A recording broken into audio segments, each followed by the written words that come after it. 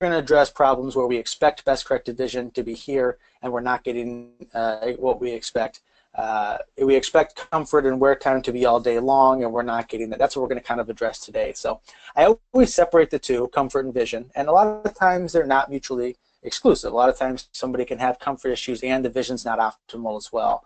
But I do find more often than I would kind of expect it's one or the other. So a patient will come in and say, you know, my vision's blurry, it starts to get bad after an hour, kind of gets worse as the day goes on.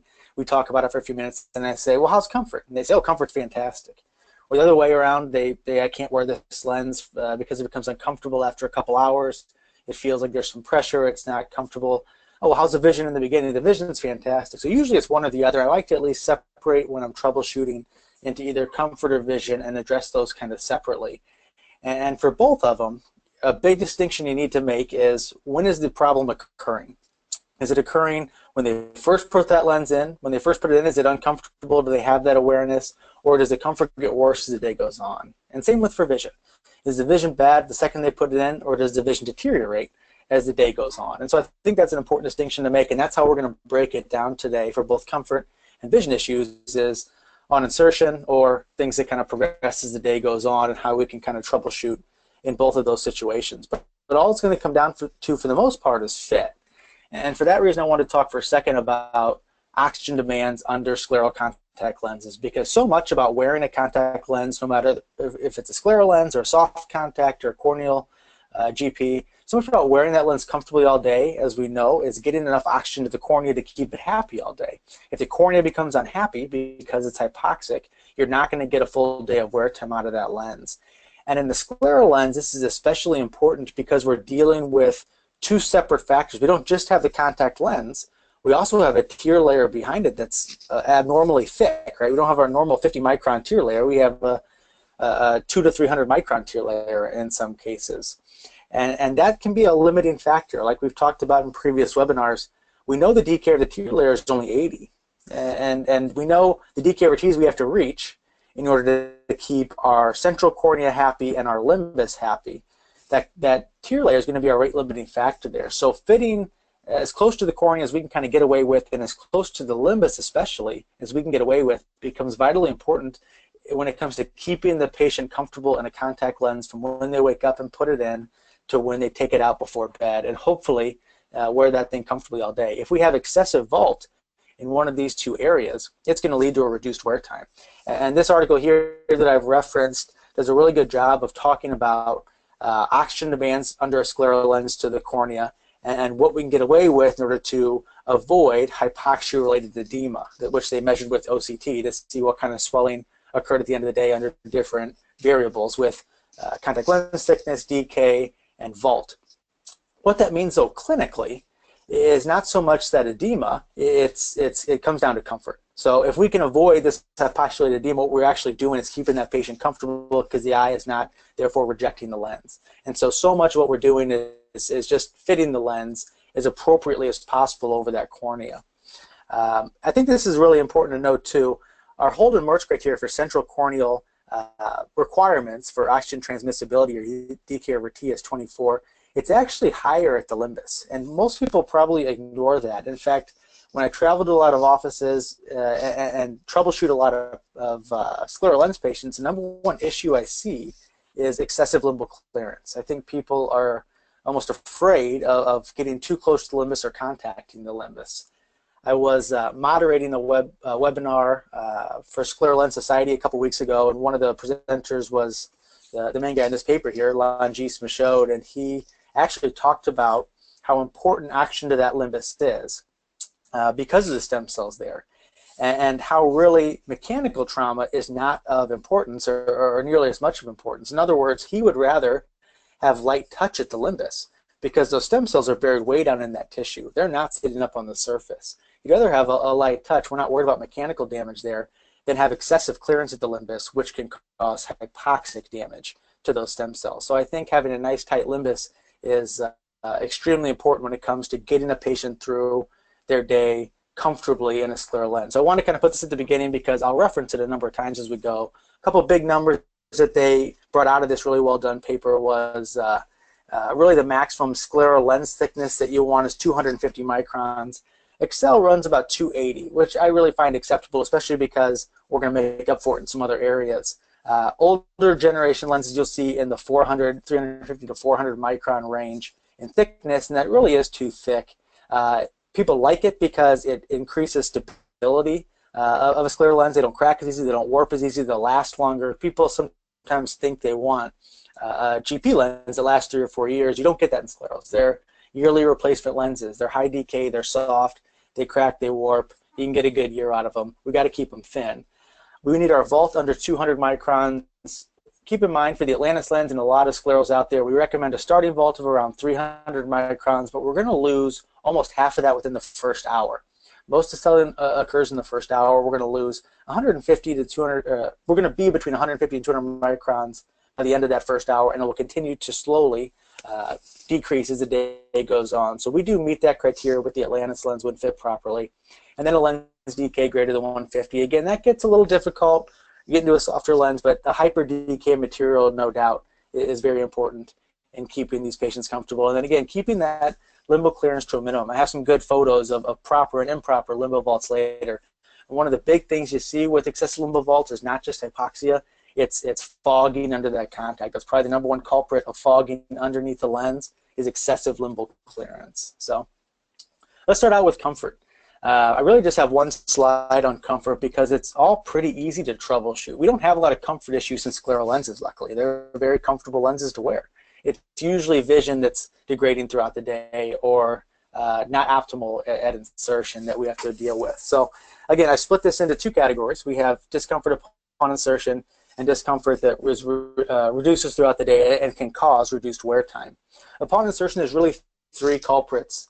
One is going to be corneal touch. So if we don't have proper central clearance over the apex of that cone per se, and we're rubbing on the apex of that cone, we're going to have awareness and irritation. And that's going to cause comfort upon insertion straight from the get-go. Usually we're not going to have that issue because we're going to look for that proper vault, so that's something we can rule out during fitting. Edge lift is a really big one. When you have an edge that's too flat and lifting up off that conjunctiva, that's going to cause awareness every time they blink. And every time they blink, they're going to feel the edge rub against that palpebral conjunctiva, and that's going to cause some feedback, some irritation. Usually they can kind of point to where the edge is sticking out. It's important to remember here, too, to look at, is this a 360-degree edge lift, or is this more segmented? And do we need to go to a toric periphery in order to calm that edge lift down? For 360 degrees, we simply steepen our edge. If it's in just 1 or 2 quadrants, we can use a toric periphery in order to tighten that up and tuck in the edges that need tucked in. And then finally, air bubbles. Air bubbles are going to, I have a whole slide just on air bubbles, but a big enough one, especially a central one, where the vision's obstructed early on, is going to cause some awareness. And people, you'll find that it's amazingly quick, for some wearers anyway. Within a week, they can tell when an air bubble's in there just based on feel.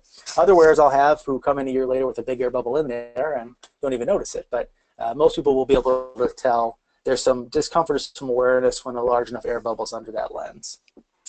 Now, as far as comfort that worsens throughout the day, or issues that cause reduced wear time, the edge would be the opposite in this case. So remember, a flat edge or an edge that's lifting off can cause initial discomfort. If you have an edge that's too tight, that actually is very comfortable upon insertion. That tight edge reduces any movement of the scleral lens. The edge is tucked down into the conj, so they can't feel it when they blink. But as it tightens up throughout the day, like this picture on the right, we can cause a lot of issues with zero tear exchange, which, depending on who you talk to, may or may not be an issue. It can reduce the amount of blood supply to the limbus through the conjunctival vessels, and can cause some other issues too, some stagnation that causes discomfort and decreased wear time. And that's a really easy fix. We just order a flatter edge profile. If we're at the standard edge, we can order a 1 flat or even a 2 flat if it's too tight. Excessive vault, like we just talked about, is a big culprit for reduced wear time. If you look at the charts and a lot of the articles out there that show how corneal edema and wear time relate to vault, you'll find corneal edema increases with increased vault, excessive vault over the cornea, at a pretty regular rate. Wear time drops off extremely quickly. Whereas if you go from 200 to 400 microns of vault, you can go from 12 to 8 hours of wear on average pretty dramatically. So that's really a big area to look at. And it might not even be that you fit the lens wrong. Some people just don't settle the same. Some people have almost no settling from when you first put that lens in till the end of the day. And if you see them back and they're still sitting around 250 or 300 microns of vault at the end of the day, you'll feel comfortable reducing that vault with one of the free remakes that you can use in order to get those patients more comfortable. The closer we can get to the cornea, the better. Just remember, the average patient's gonna settle between 100 and 200 microns. So that's why we started about 300 to give us room to settle down there. The opposite side of what I just talked about is excessive settling. Some patients settle too much and they start to rub against the apex of the cone or the graft or whatever we're trying to vault over, and that's going to cause irritation as the day goes on too. And then finally, an air bubble, usually the ones that bug you later in the day are the smaller ones that are more peripheral. When you have an air bubble, especially ones that stays in the same spot, it displaces the tear film over the cornea in that area. And if you actually take the lens out, that area will stain. You'll get irritation because that dry spot has caused damage to that epithelium. Some people would advocate you leave the lens out at that point. I would advocate you put the lens in properly, and it actually acts as a bandage over that little area of irritation, and it'll probably be healed up by the next morning. Not a big deal, no harm done. But small air bubbles are something you really need to watch for as the day goes on. So that's it for comfort. Vision-wise, I've got a number of things here. Air bubbles, like I said, I have a slide on that. Residual cylinder, flexure, surface wetting issues, tear layer clouding, and then finally corneal edema can all cause blurry vision. Corneal edema is the last slide I have. I'll say for the most part, intolerance becomes an issue before vision. In other words, if you have that hypoxia, you have some reason for corneal edema.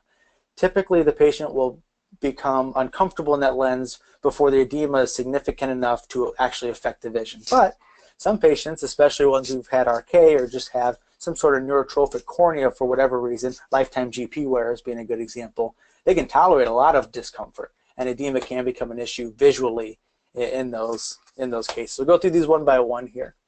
Air bubble, like I said, like I mentioned earlier, large ones can usually be quickly identified, especially by more experienced wearers, although some are better than others at that. If they're central, they'll obviously obstruct vision. Smaller peripheral ones, again, can linger throughout the day and cause more and more irritation and actually red eyes as the day goes on because that little area of cornea is becoming very irritated. This is something that your staff or even you can really help to troubleshoot on phone calls. Somebody calls and says, I'm having a lot of comfort issues with my scleral lens. A big question is it every day or is it just a few days out of the week? And if it's just a few days out of the week, it's probably somebody, especially if it's a new wearer, you need to get back in and kind of go over insertion removal again. Because scleral lenses should sit about the same most days. And outside of severe surface disease, we shouldn't see huge fluctuations in comfort. If you are seeing that, especially in a new wearer, I tend to think air bubbles can be a big culprit of that. And I'll get them in, we'll go over insertion removal again. A couple big things I tell every single patient: make sure you fill that lens bowl completely with saline before you put it in. And then make sure you actually push it onto the eyeball. So many people fill that lens bowl up all the way to the top with saline. That saline hits their cornea before the lens is actually all the way down onto their eye. And they start to blink, the lens tips, saline pours out, and they get air bubble formation from that. So making sure you feel a little bit of resistance when you actually push the lens onto the eye. You can push it on too tightly, but I think most people will stop themselves when they start to feel their eyeball pushing back into their head. Just feel a little bit of resistance when you're pushing that lens on to know that you're fully onto the eyeball. That's going to be the best thing you can do to prevent air bubble formation. Residual cylinder is a pretty obvious one. We'll see it. The one thing you got to kind of rule out is flexure, which is on the next slide here. Sometimes you just kind of know you have residual cylinder. People with more advanced early cataract formations who are going to have more against the rule cylinders show up on an over-refraction, you can kind of figure that's lenticular. Toric IOLs are going to do it every time. They have a toric IOL in there. They have keratoconus over the top of it. You put a scleral lens on, all that lenticular sill will shine right through. And then occasionally tilted IOLs, but I feel like it's gotten so good now with cataract surgery, you don't get that issue all that often. But lenticular definitely can require some residual cylinder. Posterior corneal cylinder can be an issue. Don't see that pop up too often. More an issue for LASIK surgeons, but something that can cause a little bit of residual cyl. And then high regular cylinder. Patients with regular astigmatism, it's just like a corneal GP. If you go over the 2.5 to 3.5 diopters of regular corneal sill, you tend to get some that starts to bleed through. And in those cases, you may just need a front surface toric. And if you need a front surface toric, you go ahead and put one on. I'd say I use far more, percentage-wise, front surface torics on regular corneas than I do irregular corneas. I would say about 95% of my irregular corneas are in spherical, and I would say closer to 60 or 70% of my regular corneas are in spherical. So I use a lot more front surface torics on regular corneas than irregular. I avoid them whenever possible because if I can only gain a couple letters on a patient who's spectacle corrected 2100, I get another 2025 with a spherical or 2025 plus 2 with a front surface toric. I'll give up those 2 letters to have stability all day. And I'm sure that patient will too if they start to get any kind of rotational issues in a front surface toric. That being said, if you could drop them a few lines, it's definitely worth going with the front surface toric in those cases. If it ever gets bumped out of place, the patient just knows just to kind of bump it back in. And they become very good at that very quickly. The stability has gotten very good, though, in front surface toric options. Especially, I might add, if you have a toric periphery or toric haptic, toric peripheral zone on these scleral lenses, it'll really lock them into place, and front surface torics work even better in those cases. So FLEXURE is the other side of that coin. FLEXURE is something that you'll see in pretty much all scleral lenses. As long as it's insignificant, we're not too worried about it. I'll always see when I do Ks over every single scleral just with my autorefractor. Most autorefractors do auto Ks now. And I'll expect to see a quarter diopter of corneal sill or a half diopter of corneal sill on just about anybody because we're putting these very large, very soft gas permeable lenses on the eye. You know, they're very hyper decay lenses that bend very easily. And so we're expecting to see a little bit of with the rule astigmatism show up on our K rays, on our delta Ks. If it becomes excessive, though, it's going to start interfering with comfort of vision. And I say comfort of vision because the one way I really pick up FLEXURE is through patient symptom. When a patient's staring eyes open through a phoropter when I'm doing over-refraction or at an auto-refract when it's doing over-Ks, FLEXURE occurs more with a blink, typically, than it does when their eyes are sitting wide open. So usually when people come in and say, I just feel some uneasiness, or some distortion whenever I blink. If they start to say I see a lot of glare at night, especially on like LED clock lights, or I'm squinting. Again, since this is with the rule, you can kind of squint out a lot of what FLEXURE does. Those kind of symptoms are going to motivate me to increase the central thickness of my lens. As long as the cornea is healthy, I'm not afraid to do this. I'm less likely to do it on a graft patient whose graft's hanging on by a thread and has shown some signs of rejection in the past because oxygen demands are going to be so much more important to them. But again, remember, the lens itself is hyperdecay. The tear layer is what's limiting the oxygen the most. So as long as we can kind of keep that tear layer thin enough, a slight increase in central thickness to get rid of some FLEXURE is not going to be an issue. If it's against the rule or oblique, I'm not as likely to thicken the lens because, again, FLEXURE is typically going to be with the rule because of the way that lens flexes every time you blink. You can get FLEXURE because of a toric sclera, because of the way the lens kind of bends over that sclera. Instead of thickening the lens there, if you see where it's kind of impinging in one meridian at 90 degrees away, you're seeing a little bit of edge lift or no impingement, order a toric periphery on that eye and let the toric periphery take care of the FLEXURE as opposed to thickening the lens in that situation. Surface wetting is always a big question that I get, and it's something that's been very, very frustrating for scleral lens fitters of all skill levels for a long time, because it doesn't matter how good you are at fitting a scleral, if you can't get it to wet, you're not going to have any luck with that patient. They can't see out of it. It's extremely frustrating for you. It's extremely frustrating to the patient. And there's a million things that have been kind of devised over the past decade to help with this issue.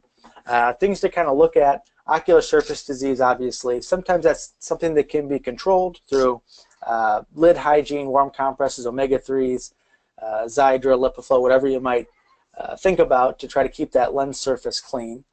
Sometimes, though, in autoimmune conditions that cause severe dry eye that we're treating with a scleral, there's only so much we can do in those situations. We can do everything we can to keep them comfortable from a dry eye perspective, but there still might not just be a good enough tear film to really cover the surface of that lens. That can be a little bit of a conundrum too. I like a big scleral lens for ocular surface disease patients because it covers more of the ocular surface and therefore gives us more protection and the patient more comfort. But I do think a bigger lens is harder to cover with a scant tear film. and I think it's easier to wet a smaller diameter lens, which is why you rarely have issues with the Atlantis and the 15.0 diameter. A, we're using good materials, but B, it's just a smaller area in order to spread tears over. Poor material compatibility, something that we can kind of play with is if this patient doesn't do well in Boston XO, we can switch them to an Optimum Extra or Optimum Extreme and see if they wet a little bit better with that. Compliance is always something that needs to be addressed whenever ocular surface or scleral lens surface wetting is an issue.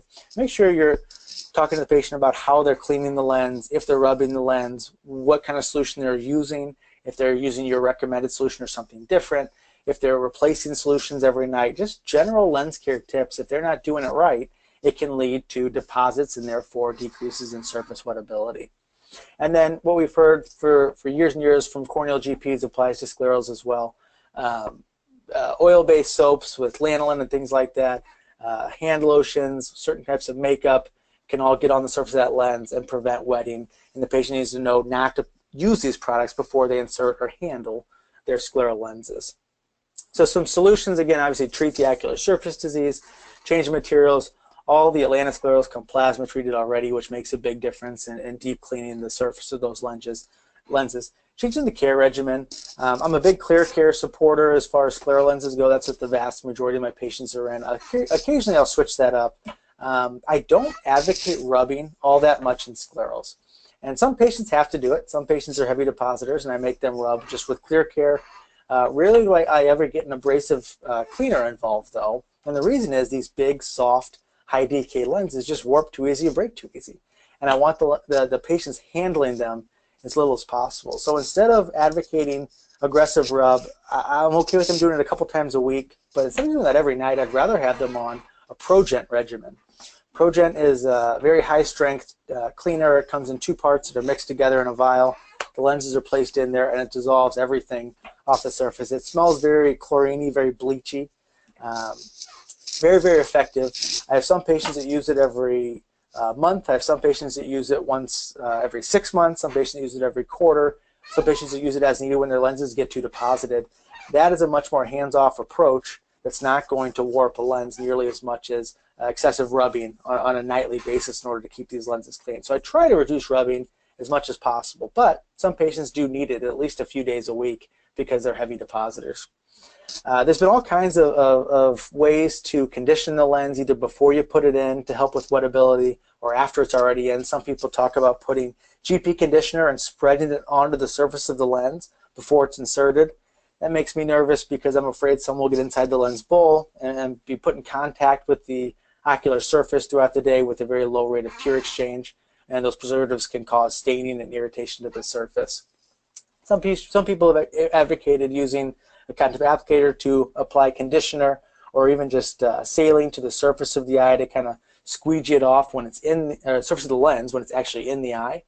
I've even heard of people using DMV removers to squeegee the lens. I have a patient who actually uses her upper lid to squeegee the surface to try to get it to wet, and it helps her temporarily. But all of these issues now have really been taken care of with the advent of Tangible Science's Hydra-PEG, which has really been a godsend for the scleral lens community. It's a polymer coating that just is super hydrophilic, and if you hold one of the lenses that's been Hydra-PEG'd or treated with the Hydra-PEG, you can tell right away. It's almost slippery, too slippery to hang on to. It's a super hydrophilic coating. It's actually 90% water, and it's covalently bonded to the surface of these scleral contact lenses. The only issue I've really had with the slipperiness is when you go to remove them with a removal plunger. If you push too hard, the removal plunger will slide right off because they're that slippery. So just light taps makes it a lot easier. It'll come right out. I warn patients whose lenses are Hydra-PEG'd about it and make sure they're comfortable. I've never had somebody who could not get one out. You just don't want to. Some people like to really push that plunger onto that lens, and just gently tapping on the surface will do just as well, especially with the Hydra-PEG. It's made to last about a year. It can be reapplied to a lens. So if you have a patient who thinks it's worn off or who wants to keep their lens longer than a year, you can send it back to the lab and they can pop it back on there for you. It's very cool. It essentially is an artificial mucin layer. And I never really thought about this, but whenever we wear any type of contact, we've got our kind of typical normal tear film here at the top. And we know it's much more of a gradient than this picture indicates, but we have mucins that flow up into the aqueous that then lead into a lipid layer. When we put a contact lens on, we basically separate the mucin from the lipid, right? We cut that tear layer that we spend so much time making right in half. What this Hydra-PEG is an artificial mucin layer that coats the lens and allows you to establish a full tear film on the surface of the contact. And like I said, it works amazingly well. Just a few solutions approved. ClearCare, a warning about ClearCare. I have had some trouble with the new ClearCare Plus with Hydra-PEG. I'm sorry, with Hydra-Glide. The Hydra-Glide and the Hydra-PEG seem to gum up on me and some patients. Some patients it's fine, other patients it's not. All I can get, and I'm sure most of you have this issue too, all I can get with in kind of the trial boxes for ClearCare is the ClearCare Plus. My staff now takes a Sharpie, cross out the plus, and says when you go buy it, don't get the plus. Get the original ClearCare, which is still for sale everywhere. You can buy ClearCare Plus as well. They're both on pretty much all shelves still, so that's a good thing. And I think Alcon is starting to pick up on some of the kickback. Even their own products that have the Hydra-Glide are starting to kind of gum up with the ClearCare with Hydra-Glide. So I think they're having a few issues there, but the regular old-fashioned, good old ClearCare tends to work the best with this. Unique pH, which is a fantastic solution, is approved, and Boston Simplus. They had approved, I believe it was Optimum by Lobob. They pulled that approval, and the reason wasn't really that the solution wasn't compatible. It had more to do with some of the instructions and the use of tap water and rinsing off the alcohol-based cleaner. So really, if you're comfortable with your patients using it, it really is fine with the coating, but it's not technically on label now for Hydra-PEG use. Tear layer clouding is the other big question I get a lot, and you see a lot in the literature, and I haven't run into this issue myself in a long time other than troubleshooting for other people. And one of the reasons is new lens designs have such good limbal zones, and I really think that's the key.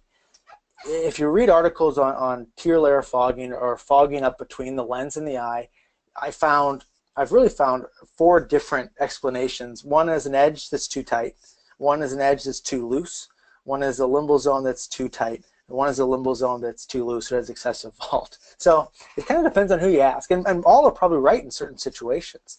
They found that the debris under there was a couple articles that are kind of done on it, and they tried to isolate what is that debris made of that accumulates under that lens, and mucin and lipid is the most common offender under there, with lipid being a little bit more common than mucin. And if you kind of think about it, if the edge is too tight, the limbus is too tight, you could technically trap too much mucin under there, you're not getting tear exchange, byproducts build up.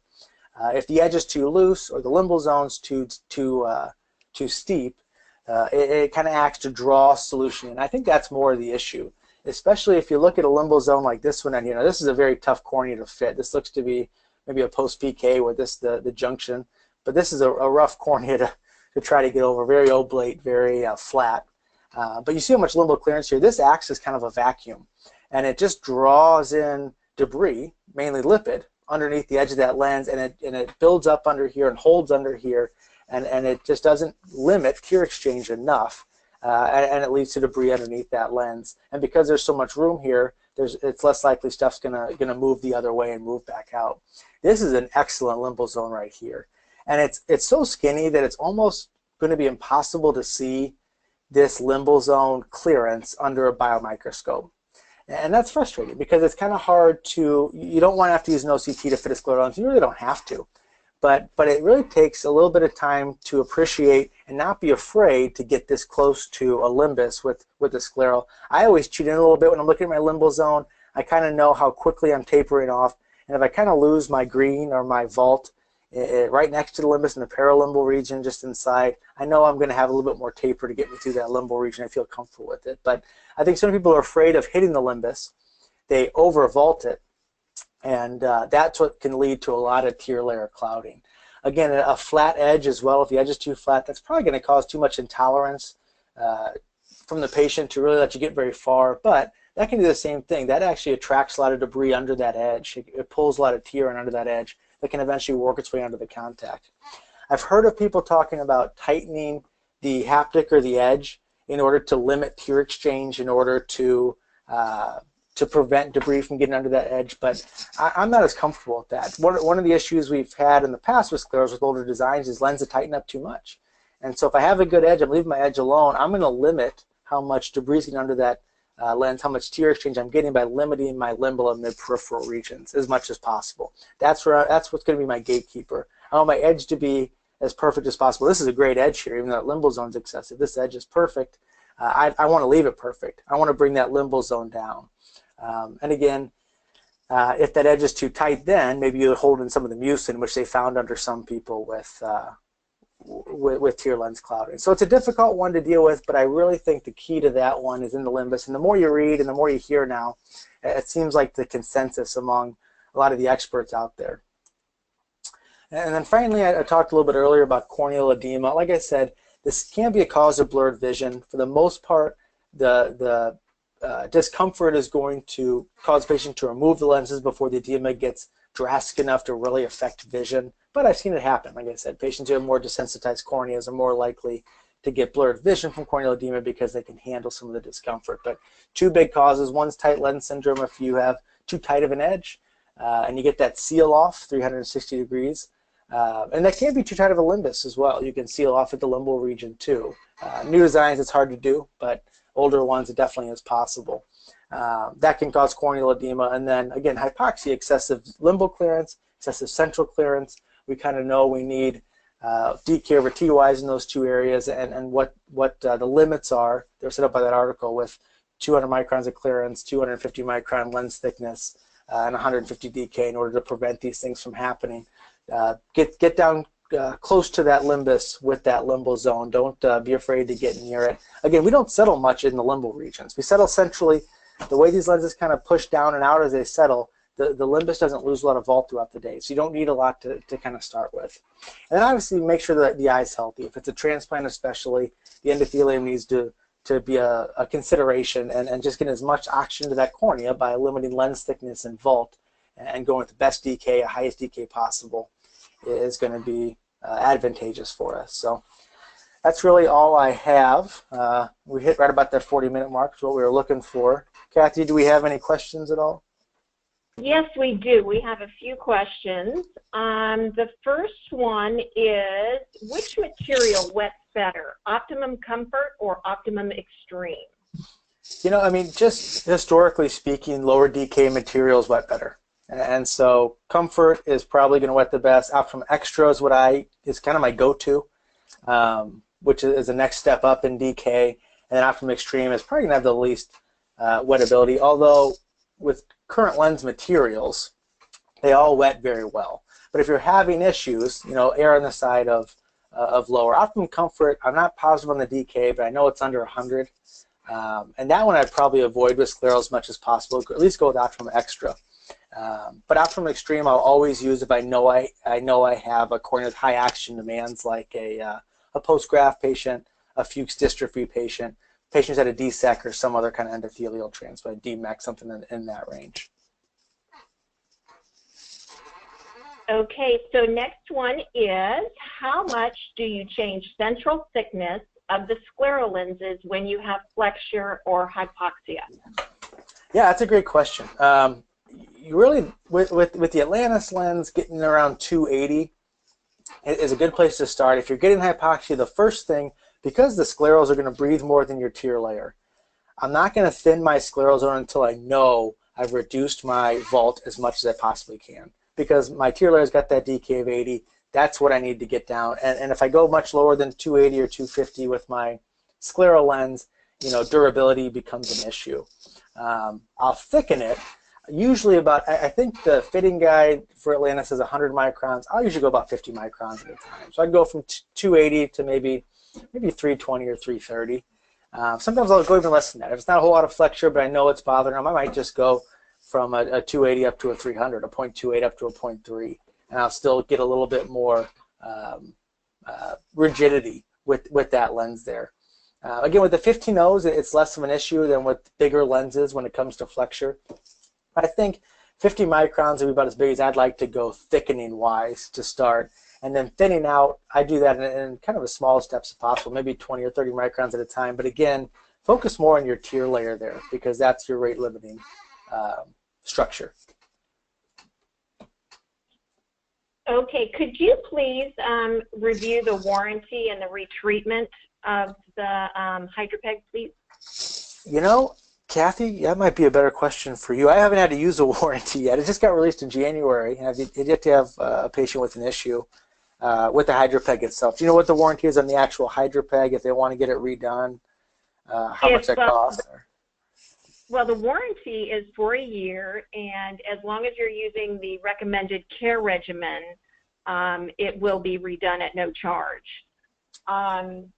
As far as the retreatment, if it's after a year or if you've used product that is not approved, it's a $25 charge for retreatment.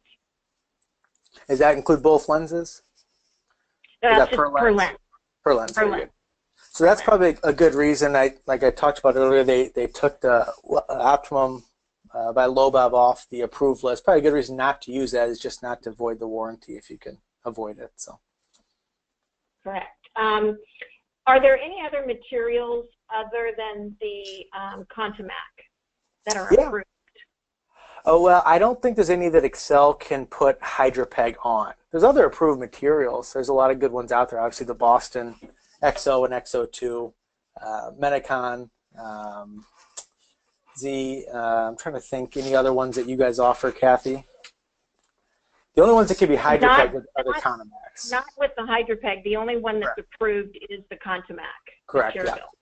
But you can get the lenses and other materials, like I said, the Boston, the Medicons, and things like that with Scleral lenses. Anything over 100 DK, you can use in a Scleral lens. But if you wanted Hydra-PEG, that's got to be the Contomac, which is the Optimum Extreme, Optimum Extra, and then you can go Optimum Comfort. But again, that's getting a little low for a Scleral lens.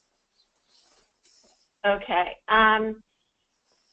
The next question is, if you have frank superior limbal touch due to inferior lens centration, do you use a toric peripheral to improve centration?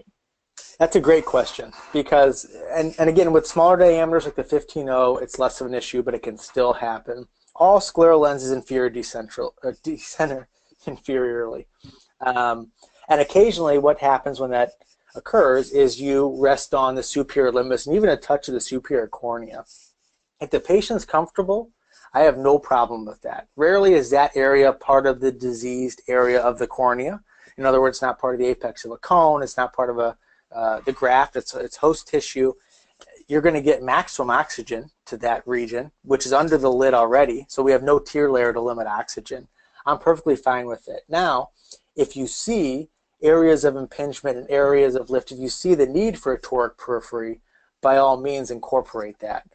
Because that will help with centration. But slight inferior decentration with a slight touch superiorly, as long as the patient doesn't notice it, and they typically don't, it rarely causes any kind of comfort issue unless it's a hypersensitized cornea, or like I've had patients with Salzman's nodules superiorly and they are very sensitive.